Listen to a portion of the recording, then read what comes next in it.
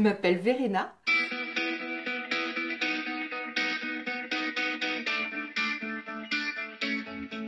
Je suis pas sûre qu'il y ait une description très simple, linéaire, hein, comme ça, à brûle-pourpoint.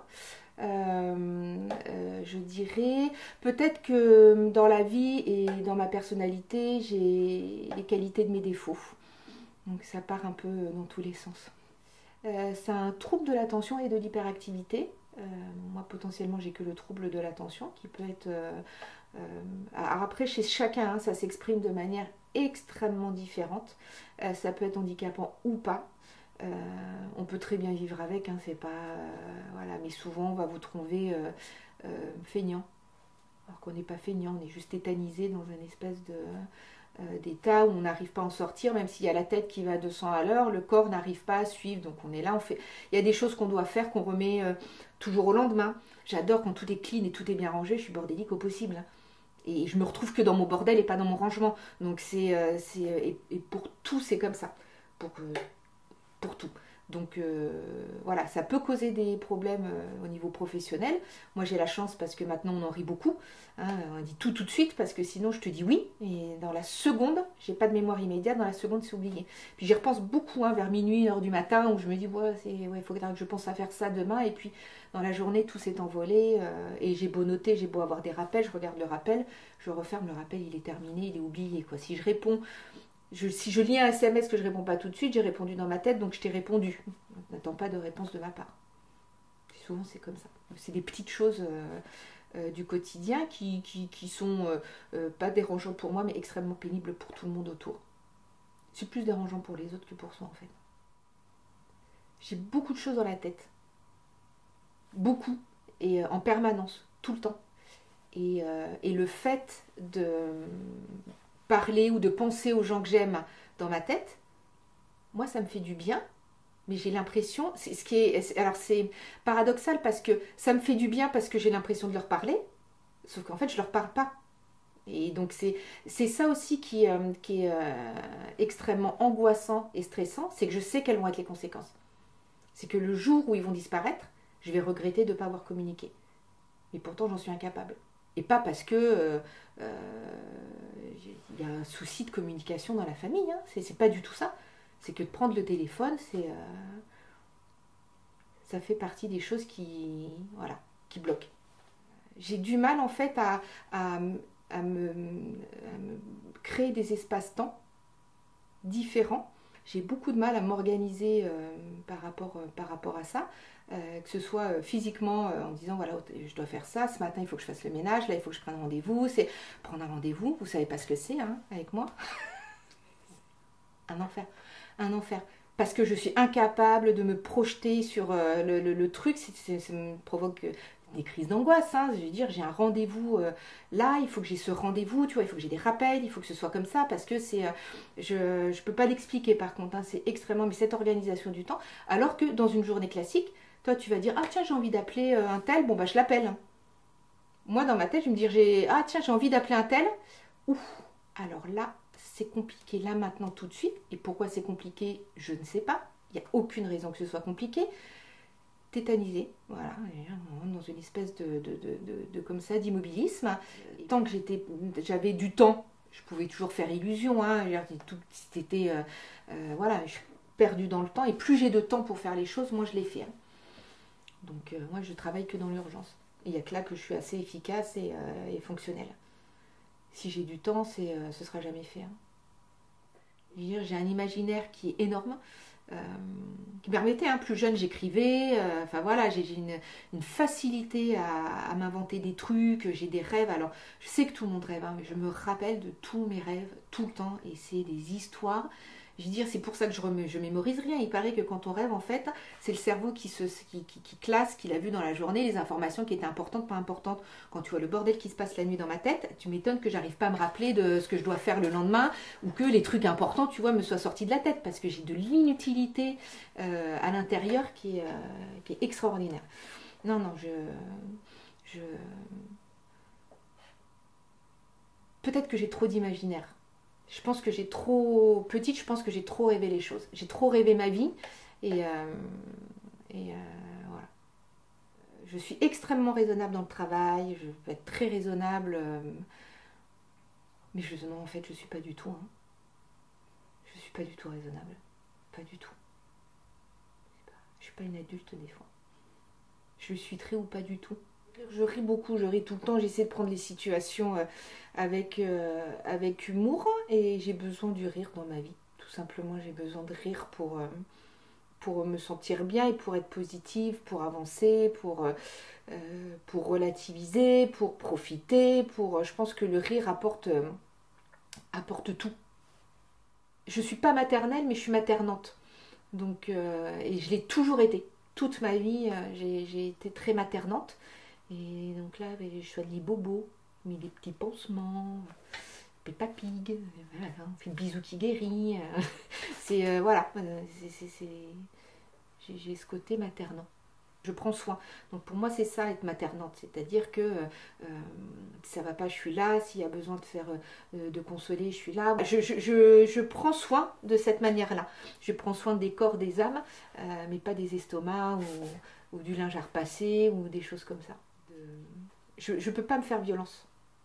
J'arrive pas à me faire violence. J'ai des regrets au quotidien d'avoir perdu 1 heure, 2 heures, 3 heures, 6 heures. J'ai des regrets de ne pas avoir fait. Là, tu vois, mon petit bonheur, j'ai réussi à vider mon panier de linge sale. Tu peux pas imaginer. Ça, c'est un petit bonheur que je m'autorise parce que c'est quelque chose qui pour moi est très violent. Ce quotidien comme ça où j'ai beaucoup de mal. Et là, j'ai réussi. Et, je peux te dire que je vais rentrer au roulant des mécaniques. Hein. Là, ça va me faire la semaine. Je pense être drôle. Je pense être très à l'écoute des gens. D'ailleurs, on me parle beaucoup. J'ai des grandes envies. Toujours de très grandes envies. Des caps dans ma vie où généralement, voilà, je fais des choses par envie et puis après, j'en fais d'autres et j'avance comme ça. J'ai déjà eu plusieurs vies, entre guillemets, hein, et j'en aurai d'autres encore après, donc ouais, très peu. Pire défaut, je pense que je me laisse facilement envahir par les informations négatives qui m'entourent. Donc je suis une véritable éponge avec ça.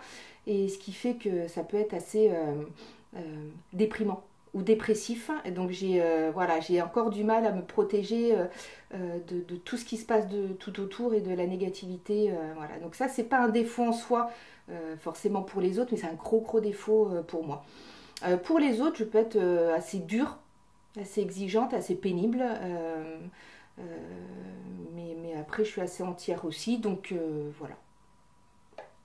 Alors, je dis toujours très mal les choses. Hein. Ça, il y a la première couche où c'est une gerbe verbale comme ça qui arrive parce que j'ai tendance et j'essaie de changer, de me contrôler et de faire différemment, mais je laisse monter la pression avant d'exprimer les choses qui ne vont pas, et ça c'est quelque chose que j'essaie de changer parce que j'ai toujours des restes quand même de cette timidité qui peuvent être là, mais surtout pour pas blesser les gens. Et comme je tourne et retourne 36 fois la manière de dire les choses et qu'au final j'étais tellement longue avant de l'exprimer pour pouvoir, et ben en fait au bout d'un moment ça explose et puis ça part pas comme il faut. Donc souvent, une fois que je suis calmée, je m'excuse et je réexprime les choses beaucoup plus clairement, beaucoup plus calmement, voilà. Mais ça peut m'apporter beaucoup de soucis parfois. Beaucoup de choses, ma famille, mes enfants, le travail, les gens en général, les voyages, la vie quand elle est chouette aussi. Les gens.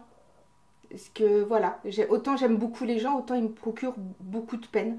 J'ai une petite tendance, surtout en ce moment, à avoir une perte de confiance en l'humanité hein, et en l'être humain en général, hein, parce que je vois des choses qui me plaisent pas du tout et je me dis que c'est compliqué de vivre comme ça.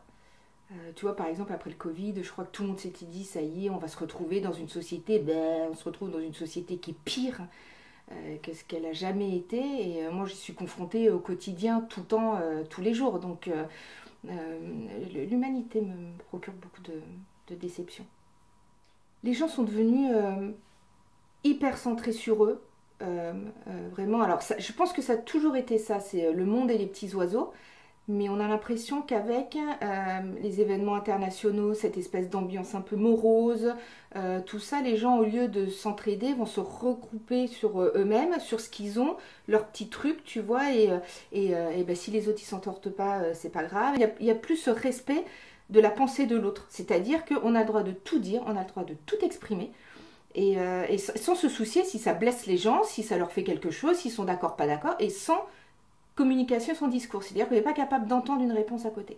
Souvent, on dit que le respect est perdu chez les jeunes, et c'est pas chez les jeunes que le respect est perdu, c'est vraiment chez les personnes plus âgées. Et moi, je me rends compte que plus on vieillit, moins on pense aux autres, et moins on pense à ce qui va se passer après nous. Et je parle pas qu'en termes d'écologie, tu vois, c'est pour tout. C'est les jeunes, ben, ils auront la société qu'ils ont, tant pis pour eux, tu vois. Pour moi, je trouve ça vraiment effroyable. Vraiment effroyable. Et le fait de le communiquer très ouvertement, très libre, et que très ouvertement, les gens te disent qu'ils n'en ont rien à foutre des autres. Hein. Ce qui est terrible, c'est que c'est la génération qui a tout eu, qui est la pire. Ils ont eu l'emploi, ils ont eu les facilités de crédit, ils ont une maison, ils ont tout fait, enfin voilà, et alors ils ont une exigence et une intolérance aux autres qui est extraordinaire. Et nos petits jeunes, ben, ils sont quand même pas si mal que ça, parce que vu la société dans laquelle ils grandissent, je peux te dire qu'il y en a quand même beaucoup de très gentils et de très sympas malgré tout. Je dirais la maladie. La maladie, parce que je me verrais mal. Déjà, j'ai du mal à vieillir. Se relever de sa chaise, ça va être coton déjà. Mais me retrouver dans un état réduit, restreint, être un poids pour la famille, la société, pour tout, ça je pense que j'aimerais pas être malade. J'ai peur d'être malade. Et plus on vieillit, je pense que plus on en vient à y penser. Hein. Autant plus jeune, j'aurais eu peur de la mort, de mourir, alors que mes enfants n'étaient pas grands. Maintenant, ils grandissent. C'est plus la mort qui me fait peur, c'est effectivement la perte d'autonomie. Hein. Toujours la société. Punk. C'est un truc, c'est quelque chose qui est plus jeune. C'est pareil, voilà, il y a tellement d'évolution dans une vie, c'est que autant il y a des choses qui me passaient au-dessus, mais vraiment, enfin, j'en avais rien à faire. Là, je me suis coupée d'un maximum d'informations. Je ne regarde plus la télé chez moi, j'essaie de lire les journaux, mais en fait, à un moment, ça va être au minimum parce que, j'ai dit, on a l'impression que dans la vie, il n'y a rien de bien, quoi. Dans cette société, il n'y a rien de bien qui se passe, alors qu'il y a plein de belles choses.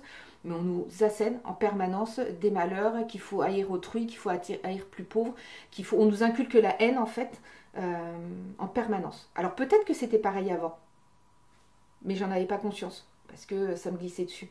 Maintenant, j'ai beaucoup plus conscience de ça et pour moi, c'est extrêmement problématique. Parce que c'est une colère en plus qu'on ne peut pas exprimer. Hein. C'est une colère que tu es obligé de garder dans toi, que tu es obligé vraiment de le garder au fond de toi et qui te ronge au final. Hein. Au final, ça te ronge parce que tu peux justement pas l'exprimer, parce que personne comprend, ou t'en fais des tonnes, t'en fais des caisses, c'est quand même pas si mal que ça. De ne pas avoir été aussi forte plus tôt. Oui, de ne pas avoir su beaucoup, de ne pas m'être affirmée plus très tôt, beaucoup plus tôt. J'en avais pas les moyens. Je sais pourquoi maintenant j'en avais pas les moyens, mais ça, c'est mon plus gros regret. Franchement, j'aurais peut-être fait la même chose, les mêmes erreurs, mais différemment. Pas avec le même sentiment. Pas avec les mêmes sentiments. Pas avoir le sentiment d'avoir subi parfois la vie, subi des décisions d'autrui que j'ai pas osé contredire. Donc ouais, ça c'est mon regret. J'ai été trop absente. Ça c'est un des gros regrets que j'ai pu avoir. Sauf qu'à un moment, il a fallu que je fasse des choix. Et ben, le choix, ça a été de les nourrir, de payer des factures, d'être dans cette société, voilà, de leur donner l'image que moi j'avais eu. Alors je ne sais pas si j'ai fait le bon choix, qu'on est fort, que dans la vie on fait ce qu'on veut et quand on a décidé de le faire, c'est-à-dire qu'on mène ses propres choix. J'aurais pu effectivement rester au foyer, à vivre du RSA à la maison, ou avoir un tout petit boulot qui ne nous permette pas grand chose, mais d'être là en permanence. Mais ça n'aurait pas été moi. Donc j'ai fait le choix de continuer dans cette affirmation, donc de changer de voie professionnelle, d'avoir l'opportunité de devenir entrepreneur et d'avancer dans cette voie-là, mais qui demande énormément d'investissement et donc peu de présence auprès de mes fils au quotidien, que j'essaie de compenser différemment. Je ne sais pas si j'ai bien fait, si j'ai mal fait. Peut-être qu'un jour ils me le diront ou pas. Mes atouts physiques, j'en ai plus beaucoup. J'étais extrêmement sportive. Justement, quand j'ai fait un peu ce burn-out suite à un trop-plein émotionnel, j'ai arrêté le sport, contrairement, j'aurais dû continuer à en faire beaucoup plus. Donc physiquement, j'ai plus de force. Physiquement, on parlait au tout début de la peur de la perte d'autonomie de la maladie. Je suis plutôt dans un stress physique parce que j'ai un travail qui est extrêmement prenant, qui est extrêmement physique, qui est extrêmement usant, qui m'use beaucoup. Et là, de force, j'en ai plus beaucoup, donc il faut que je me reprenne par rapport à ça. Et en force psychologique, je dois en avoir quand même énormément, mais j'ai du mal quand même à pointer dessus, hein. Franchement, parce que justement je me laisse toujours trop envahir. Par contre, quand il faut aller au combat, je vais au combat. Et même, j'ai une capacité à me laisser envahir. J'ai beaucoup de motivation sur les coups de minuit, 1h du matin. J'ai une vie, hein. Je ne vous dis pas le lendemain ce que je vais faire. J'ai des journées qui vont tout arracher. Pour au final, non. Tu te lèves tôt, tu fais un peu de sport, comme ça après tu te prépares, tu arrives, tu vas chez tout ça, et tu vas arriver, tu seras bien, tu auras la patate. Non, tu n'as rien fait pendant 2 heures, tu étais comme ça, je ne sais pas ce qui s'est passé, mais voilà, non, j'ai mes défauts, j'ai les défauts de mes qualités et globalement les défauts prennent souvent le dessus parce que c'est plus facile, parfois aussi. Et j'ai aucune... Là j'ai des faiblesses physiques dues au travail aussi, hein, tendinite, vieille serveuse, hein, ça fait pas long feu. Hein. Je rêve beaucoup. Je passe du temps avec les gens que j'aime, principalement. Un peu de golf, un peu de tennis à l'occasion, voilà, mais c'est vraiment, je laisse le travail de côté. Là, j'ai une capacité par contre à mettre de côté les soucis. Je suis au travail, poum, la porte elle est fermée, c'est terminé, j'ai 24 heures parce que j'ai qu'une journée de repos par semaine. Donc voilà, non, j'ai une capacité à ne rien faire, mais vraiment, à écouter le silence, à essayer d'apaiser tout ce qui se passe dans ma tête, tu vois, d'essayer de moins penser, de moins réfléchir, voilà, passer des bons moments. Me retrouver aussi, hein. C'est ça qui est difficile, parce que rien ne me passionne. C'est terrible, hein. Je peux avoir 100 000 passions qui ne durent pas. J'ai la passion de découvrir et de commencer quelque chose en me disant que je vais aller jusqu'au bout et j'y vais jamais jusqu'au bout. J'ai la passion de la découverte, mais ça ne va pas plus loin. La gymnastique, ça a été ma première passion. Et en fait, à un moment, j'ai dû déménager, je devais changer de club et j'ai pas voulu changer de club. Mon club, c'était la JA, c'était pas un autre club. Donc j'ai arrêté. Et à partir de là, c'était, voilà, j'ai fait d'autres choses. C'est là que j'ai pris le tennis, la danse, voilà, j'ai fait des choses en parallèle. Mais juste pour m'amuser. Pas pour aller au bout du max que je pouvais aller, je pense. Ça fait partie des regrets. Sur des regrets que j'aurais pu avoir, de ne pas être jusqu'au boutiste. Les gens que j'aime. J'ai pas d'argent, j'ai pas de biens, j'ai aucune possession, j'ai une voiture de 1995. Je dépense mon argent en voyage, sur des choses qui sont pas concrètes physiquement, mais qui laisseront des souvenirs. Alors, je suis très attachée aux objets, très attachée aux souvenirs, mais pas matérialiste. C'est-à-dire que j'ai pas besoin du dernier truc, j'ai pas besoin d'avoir une maison. je sais pas où je vivrai plus tard, j'arrête pas de dire que je vivrai chez mes enfants. Mais non, le bien physique, la possession en elle-même, la richesse physique, enfin pécuniaire, tout ça, ça m'intéresse pas. Alors, ce que j'apprécie, c'est pas un trait de personnalité, j'apprécie l'intelligence. J'aime les gens brillants. C'est très orgasmique en fait. J'adore être au milieu de gens qui intellectuellement sont brillants, mais pas puants. Voilà, c'est-à-dire qu'il y a une intelligence intellectuelle, une intelligence humaine aussi, qui puisse de manière très à l'aise communiquer, parler à tout le monde en s'adaptant, mais toujours en gardant une certaine réflexion. Et j'adore profiter de cette intelligence, de ces réflexions, d'écouter comme ça des échanges. Voilà, moi c'est ça qui me plaît beaucoup, beaucoup chez l'autre. Oh, la médiocrité, hein. Mais au sens large, hein, franchement. Hein. Les gens qui se remettent pas en question, les gens qui ne réfléchissent pas, les gens oui, qui manquent de respect, voilà, qui sont médiocres et qui se complaisent dans leur médiocrité. Ça, c'est quelque chose que j'ai beaucoup de mal parce que la médiocrité engendre beaucoup de choses. Elle engendre la méchanceté, elle engendre euh, l'ignorance par rapport aux autres, le refus de comprendre l'autre. Donc non, la médiocrité, franchement, je supporte pas.